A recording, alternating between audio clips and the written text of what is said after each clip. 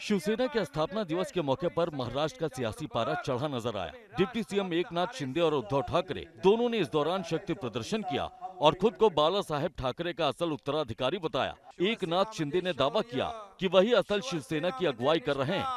बाळासाहेबांनी ज्या काँग्रेसला आयुष्यभर विरोध केला त्याच काँग्रेसच्या दावणीला शिवसेना बांधण्याचं काम पाप कुणी केलं आपल्याला माहित आहे आणि त्याचबरोबर सत्तेसाठी लाचारी पत्करण्याचं काम कुणी केलं। एक और एकनाथ शिंदे ने उद्धव ठाकरे पर निशाना साधा तो अपने कार्यक्रम से उद्धव ठाकरे ने भी एकनाथ शिंदे पर जमकर पलटवार किया। दावा किया कि उनके कार्यकर्ता पैसों से नहीं बल्कि बाला साहेब के विचारों की वजह से उनसे जुड़े हैं। प्रश्न पडेल की एवढं सगळं केलं, एवढी माणसं फोडली, चिन्ह चोरलं, वडील चोरले, पक्ष फोडला, तरी शिवसेना संपत कशी नाही? हा उद्धव ठाकरे संपत कसा नाही?